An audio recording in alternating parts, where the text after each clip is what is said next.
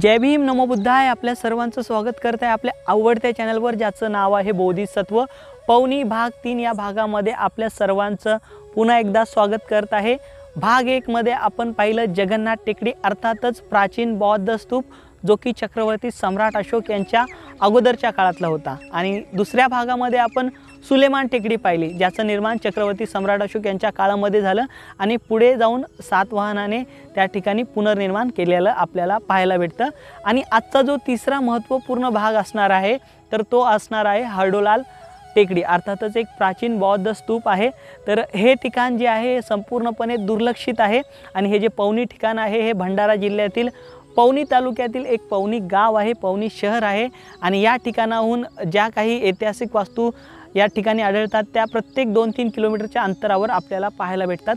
काही ठिकाणी अतिक्रमण आहेत आणि काही ठिकाणी संपूर्णपणे दुर्लक्ष केल्यामुळे त्या ठिकाणी कोणत्याच प्रकारचा संवर्धनाचं काम केलेलं नाही आहे किंवा प्रिझर्वेशनचं काम त्या ठिकाणी नाही आहे आणि त्या ठिकाणी लोकांमध्ये जागृती नाही आहे। महाराष्ट्रामध्ये तमाम ऐतिहासिक वास्तू आहेत, तमाम ऐतिहासिक प्राचीन बौद्ध स्तूप आहेत, तर त्यापैकीच हे प्राचीन ऐतिहासिक स्तूप आहेत। तर अशा ठिकाणाला देखील आपण भेट दिली पाहिजे। तर हे जे पौनी ठिकाण आहे हे वैनगंगा नदीच्या काठावर वसलेले आहे आणि ही वैनगंगा प्राचीन नदी आहे, जिचा उगम सातपुडा जे डोंगर रांग आहे त्या सातपुडाच्या डोंगर रांगेमधनं विदर्भामध्ये ही नदी येते आणि पुढे जाऊन वर्धे नदीमध्ये ती विलीन होते। तर आज आपण अशा ऐतिहासिक प्राचीन वास्तूची माहिती घेणार आहोत, एका प्राचीन बौद्ध स्तूपाची माहिती घेणार आहोत, ज्याचं जे काही आपण आर्किओलॉजिकल जे काही त्या ठिकाणी सर्वेक्षण झालं होतं ते 1935ला झालं होतं। त्या ठिकाणी उत्खनन झालं होतं आणि त्या उत्खननामध्ये काही ऐतिहासिक शिल्प सापडले होते, काही स्तंभ सापडले होते आणि काही नाणी देखील त्या ठिकाणी सापडली होती। आणि आजही आजूबाजूच्या परिसरामध्ये त्या ठिकाणची जी काही शेतं आहेत त्या शेतामध्ये आपल्याला नाणी भेटलेली पाहायला भेटतात। तर ही जी हर्डोलाल टेकडी आहे, या हर्डोलाल टेकडीवर काही लोकांनी त्या ठिकाणी जे पूर्वीच्या काळचे प्राचीन पाटे होते, जे सातवाहनकालीन पाटे, ज्याच्यावर मसाला वाटले जात असे किंवा जे काही दैनंदिन जीवनामध्ये आपण मसाला बनवण्यासाठी किंवा बारीक मिश्रण करण्यासाठी ज्याचा वापर केला जातो, अशा पाट्यांचे 2 तुकडे करून त्या पाट्यांना त्या ठिकाणी संपूर्णपणे सिंदूर लावण्यात आला आहे। सध्याची परिस्थिती काय आहे हे पाहणार आहोत। तर आपल्याला विनंती असेल, जर आपण हा व्हिडिओ पहिल्यांदा पाहत असाल किंवा आपण या चॅनलवर नवीन असाल तर या चॅनलला आत्ताच सबस्क्राईब करा आणि सोबतच बेल आयकॉनला सुद्धा प्रेस करा, जेणेकरून येत्या काळामध्ये जे काही व्हिडिओ येतील ते आपल्याला सर्वप्रथम पाहता येतील। हे जे चॅनल आहे हे चॅनल संपूर्णपणे प्राचीन ऐतिहासिक वास्तूवर काम करतं। येत्या काळामध्ये चक्रवर्ती सम्राट अशोक यांनी निर्माण केलेल्या 84,000 बुद्ध विहार, स्तूप, लेण्या यांच्यावर प्रकाश टाकण्याचं काम करणार आहे आणि करत आहे। तर यासाठी आपलं सहकार्य खूप मोलाचं ठरेल।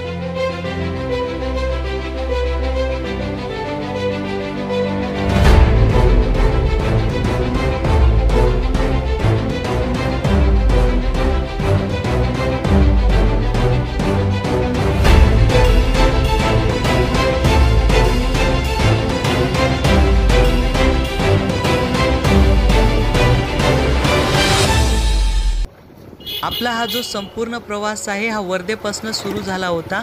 वर्धेपासून किमान 150 किलोमीटरच्या अंतरावर पौनी हे ठिकाण आहे आणि पौनी या ठिकाणाहून किमान 2 किलोमीटरच्या अंतरावर निमगाव आहे आणि या निमगावातनं आपल्याला 2 मिनिटाचं अंतर चालत जावं लागेल। त्यानंतर आपण या हर्डोलाल टेकडीपर्यंत पोहोचणार आहोत आणि आपला हा पुढचा प्रवास आता सुरू झाला आहे। आरंभ हो गई निर्वाण प्रथा, सुनो सुनो ये बुद्ध कथा।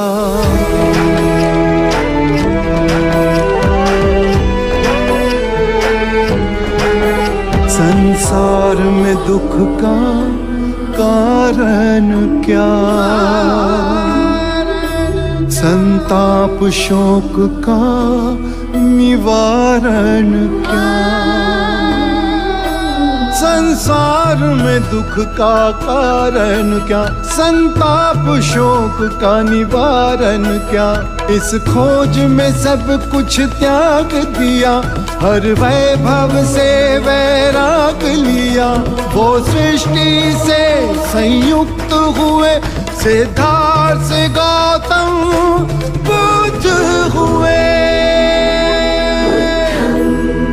शरणं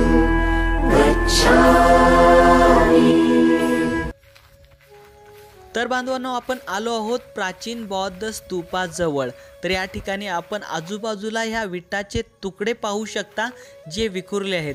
या विटा आत्ताच्या नसून प्राचीन आहेत आणि लांबनं हे दृश्य पहा आपण, तर या ठिकाणी आपल्याला एक परिपूर्ण स्तूप दिसत आहे आणि या स्तूपाच्या वरती झाडं वाढलेली पाहायला भेटतात। तर हा आजूबाजूचा परिसर आपण पाहून घ्या। तर या ठिकाणी बरेचसे शिल्प सापडले होते आणि काही स्तंभ सापडले होते आणि या ठिकाणी आजूबाजूला शेती आहे। तर या शेतीमध्ये देखील काही प्राचीन शिल्प किंवा काही प्राचीन नाणी सापडण्याची दाट शक्यता आहे आणि सापडतात देखील। आणि पुढे जाऊन एक विहीर आहे, ती विहीर देखील प्राचीन आहे। तर खूप भव्य दिव्य अशी विहीर पुढे आपल्याला पाहायला भेटते। आपण आलो आहोत आता स्तूपाच्या वरच्या बाजूला। तर पहा आपण या ठिकाणी अशा ज्या काही स्तूप असतात किंवा अशा टेकड्या असतात, तर त्या टेकड्यावर सगळ्यात पहिलं अतिक्रमण कोण करतं? तर माणसांची जी काल्पनिक बुद्धी असते किंवा जी काल्पनिक ज्याला रोग म्हणतो आपण, जो संपूर्ण भारतामध्ये लागलेला आहे, काल्पनिक गोष्टीवर किंवा अंधविश्वासावर विश्वास ठेवून कोणत्याही दगडाला या ठिकाणी अशा प्रकारचा सिंदूर लावणं, तर सिंदूर लावून या ठिकाणी देवाचं रूप देण्यात आलेलं आहे। तर हे पहा आपण। तर या ठिकाणी मी आपल्याला सांगू इच्छितो, हा जो दगड आहे किंवा हा जो आपण हे पाहतात, या ठिकाणी ह्याला सिंदूर मारलेला आहे। तर हा जो भाग आहे, तर मी जुन्नरमध्ये होतो। जुन्नरमध्ये मी सातवाहनकालीन जो पाटा असतो किंवा म्हणजे हा जो दगड दिसतोय किंवा हा जो कुंकू लावलेला दिसतो, अशा पद्धतीचा, तर हे त्याचेच अवशेष आहेत जे भारतातील जे माझे बांधव आहेत, जे स्वतःला विज्ञानवादी आणि खूप प्रगत समजतात। तर अशा बांधवांनी माझ्या इतिहासाची थोडी पण समज न ठेवता, तर अशा जे प्राचीन ऐतिहासिक ज्या काही गोष्टी आहेत त्याला या ठिकाणी तोडण्यात आलं आहे, 2 भाग करण्यात आले आहे, सिंदूर लावलं आहे।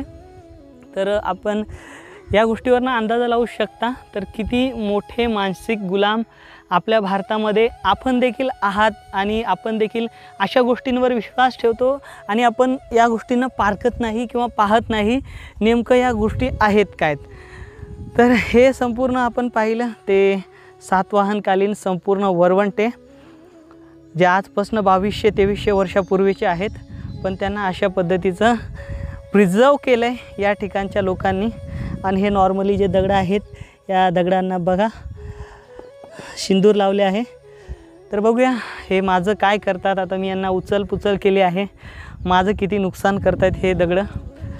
तर दया येते अशा लोकांवर, जे लोक अशा पद्धतीचं कृत्य करतात। अशा ज्या काही मोकळी जागा दिसली त्या ठिकाणी अतिक्रमण करायचं आणि एखादा सिंदूर ठेवायचा आणि त्या जागेला कॅप्चर करायचं, नंतर पुढे जाऊन तिथे मोठं एक संस्थान निर्माण करायचं आणि लोकांना स्वतः तर मानसिक गुलाम असतातच, पण इतर लोकांना मानसिक गुलाम करून अंधश्रद्धेच्या जाळ्यामध्ये ढकलून अशा पद्धतीने एक मोठा जाळ तयार करणं, तर हे संपूर्ण भारताचं खरं चित्र आहे।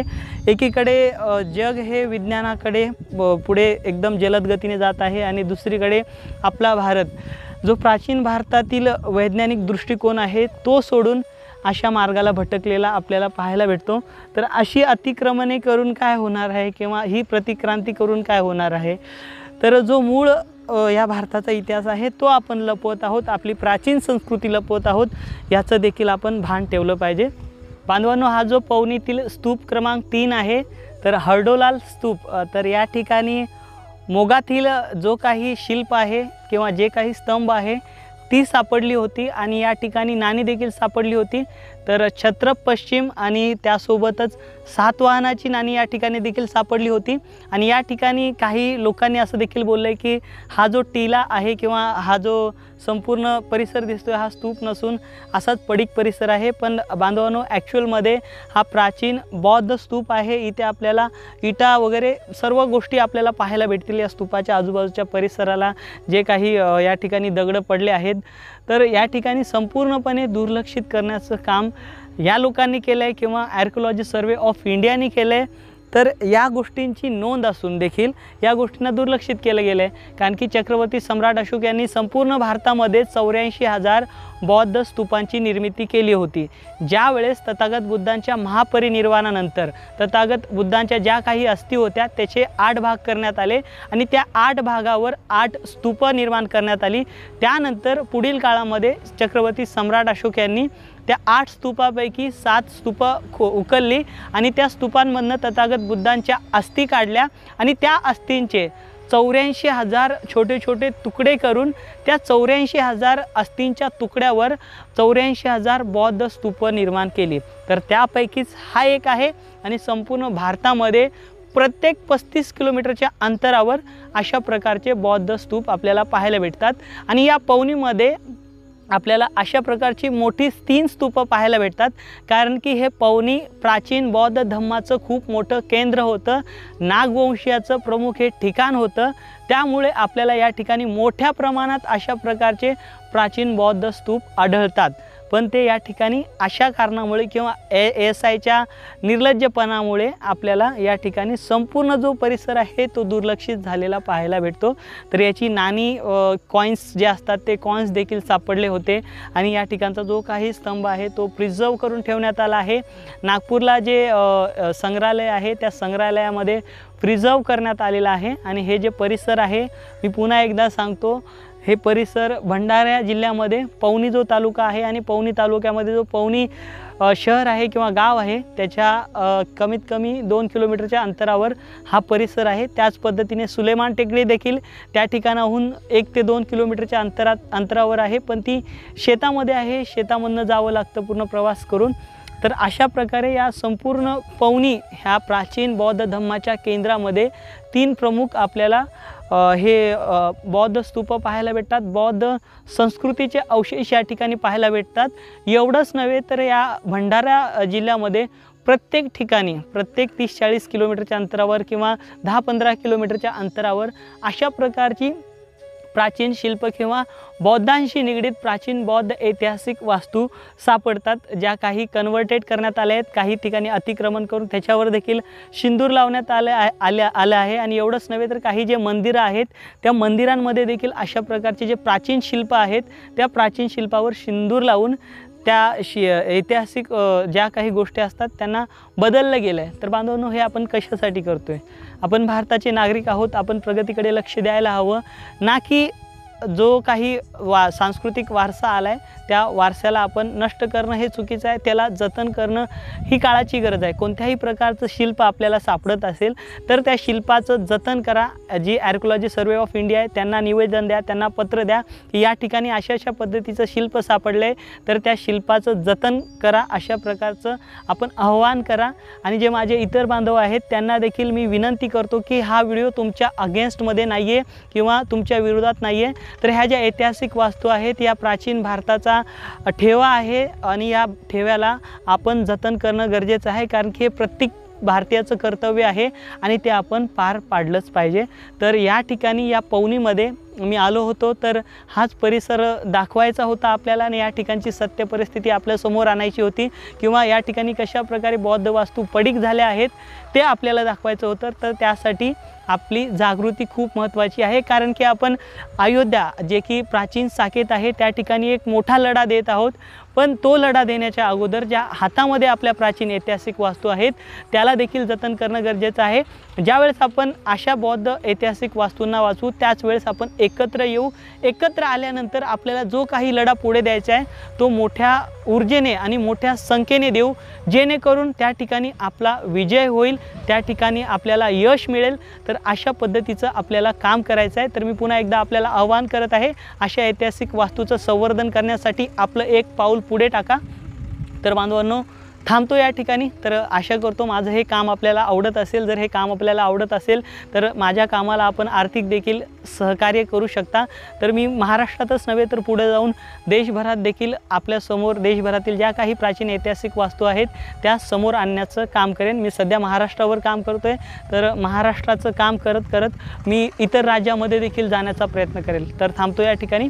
तर आशा करतो आजचा व्हिडिओ आपल्याला आवडला असेल। जर हा व्हिडिओ आपल्याला आवडला असेल तर व्हिडिओला लाईक करा, कमेंट द्या, शेअर करा। जर आपण आपण या बोधिसत्व यूट्यूब चॅनल नवीन असाल तर चॅनलला आत्ता सबस्क्राईब करा आणि सोबतच बेल आयकनला सुद्धा प्रेस करा, जेणेकरून या चॅनलचे व्हिडिओ आपण सर्वप्रथम पाहू शकता.